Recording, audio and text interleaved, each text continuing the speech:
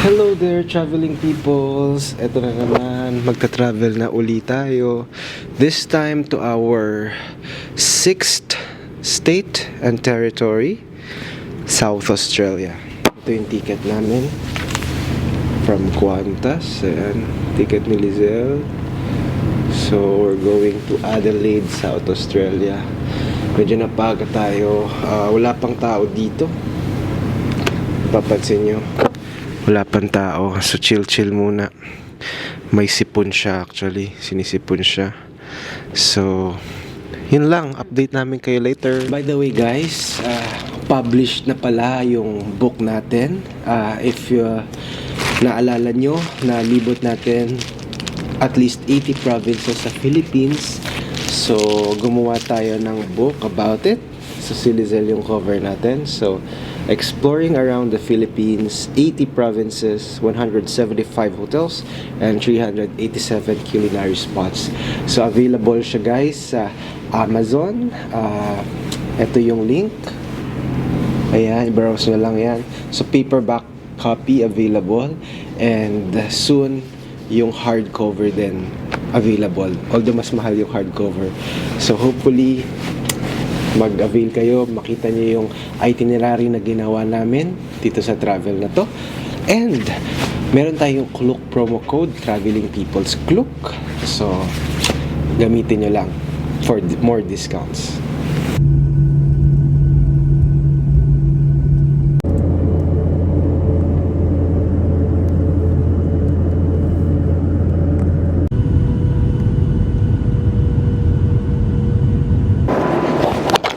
Hello there, traveling peoples. Nakalanding na kami dito sa Adelaide Airport.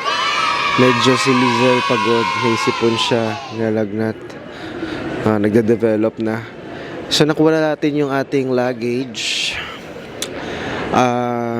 Tumambay muna tayo ngayon dito sa corner kasi i-research muna natin yung mga sasakyan nating bus papunta sa accommodation natin.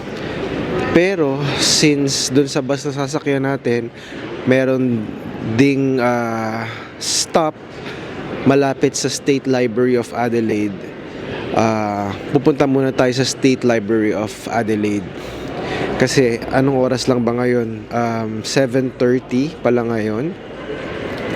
At yung accommodation na pag-i-stayan natin is Airbnb siya. 3 p.m. pa yung check-in time. So, sa library muna tayo tatambay, gagawa tayo ng mga pwede nating gawin doon, magbasa,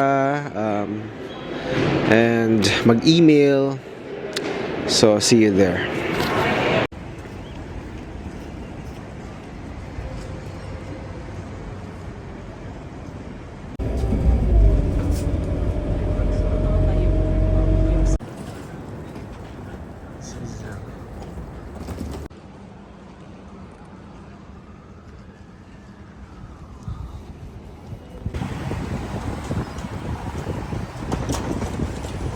Go.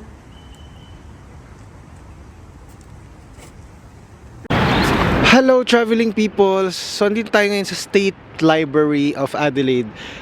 Pero ang open niya is 10 a.m. So maghahanap muna tayo ng coffee shop. Actually, ginugel namin, wala palang Starbucks dito sa Adelaide, South Australia. So may isa siyang ni-recommend na coffee shop. Hopefully makita natin. So lakad lang tayo dun.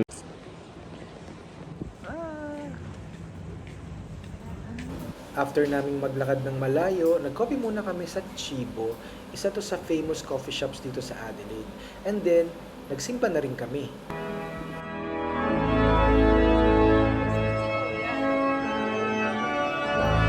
Hello, traveling people! So, nandito tayo ngayon sa accommodation natin. Ito yung bed. Yeah. So, parang magluto lang kami ng aming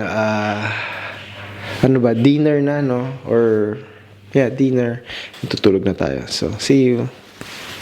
After a few days, we celebrated our anniversary at Kumo on level 10 of Crown Plaza, Adelaide. We went for their omakase set, starting with edamame dusted into garashi salt, Then came miso-baked Coffin Bay oysters and a rich Kumo lobster roll. They even customized my wife's meal due to her allergies. Such a thoughtful touch. We savored pork and shiitake dumplings, charred zucchini, teriyaki chicken thighs, Atlantic salmon, and cabbage. Every dish looked stunning and tasted even better. We ended with a Japanese tea brownie paired with bubbles from Reims and a Barossa Shiraz. Okay na.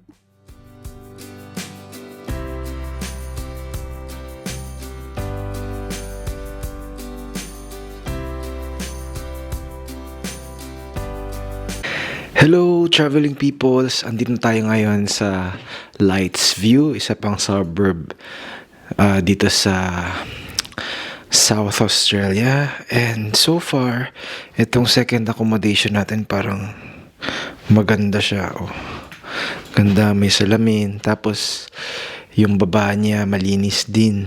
May malaking TV. So, hindi ko nga lang iba-vlog na. Pero, yeah. Dito tayo magstay for 1 week bago lumipat sa ibang accommodation. The next days, I visited the South Australian Museum, and what really stood out to me was the Aboriginal history section.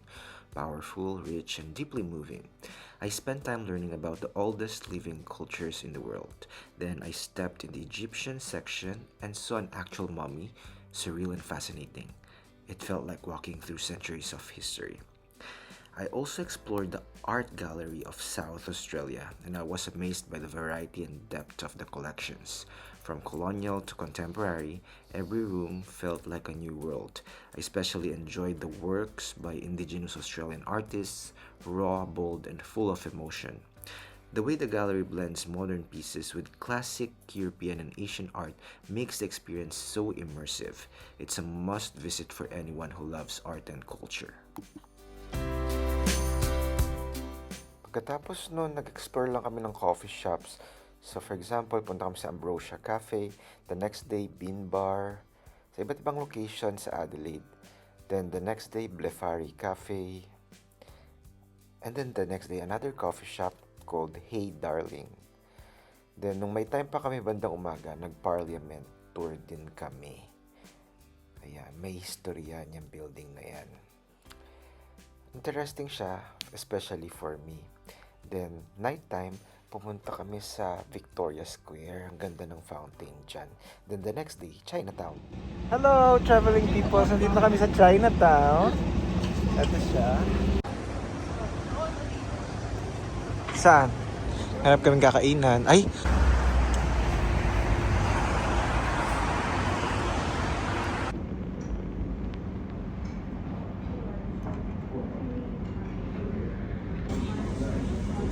Yan, Dumpling King, 15 pieces for $15.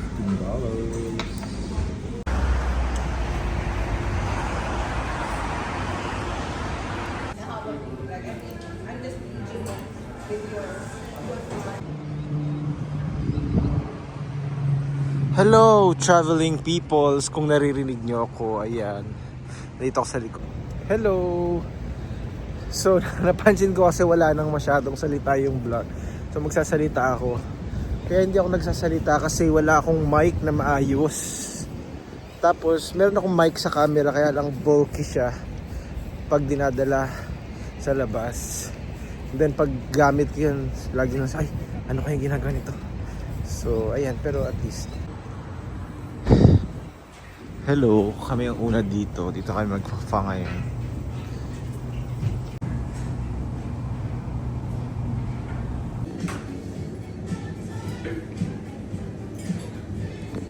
It's been a while since my last facial and I felt like I really needed one. Just a few kilometers from Adelaide CBD is Bespoke Facial Clinic. I actually saw their ad in South Australian Style magazine and thought, why not give it a try? As soon as I walked in, the space felt calm and inviting, not intimidating at all. The staff were so friendly and easy to talk to. It honestly felt like a place I could keep coming back to. Jess, looked after me during my visit, and you can tell she really knows her stuff when it comes to skin. I tried their bespoke facial. It's a personalized Dermalogica treatment that works for all skin types, ages, and genders. Perfect if you want real results and a bit of pampering.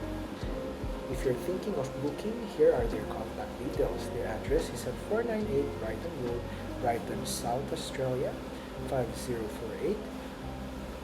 Contact number +61 499 992 or website bespokefacialclinic.com or send them a DM on Instagram at bespoke.facialclinic.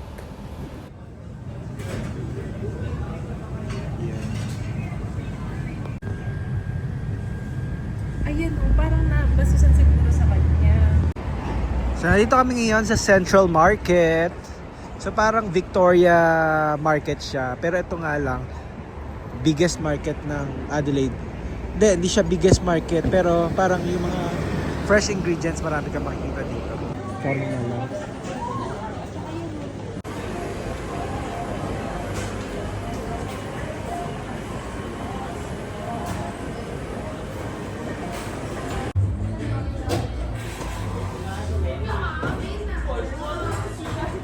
Hello, traveling peoples.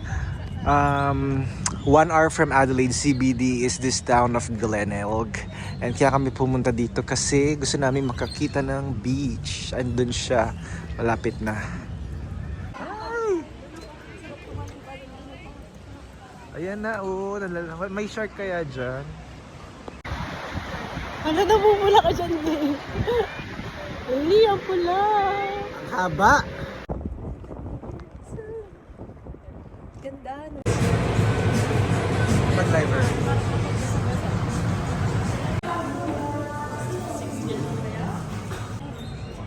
Portrait ka dito, ganyan, no? After namin mag-coffee, pumunta kami sa nearby museum. Isa dun sa pinaka-interesting na nabasa ko is etong poster na to. Pagkatapos namin maglibot sa museum, sumakay na kami ng tram pabalik sa city. Ang inisip naming puntahan is yung Botanical Garden. Ay, huwag ka dyan. Ano ka dito? Parang kasama to sa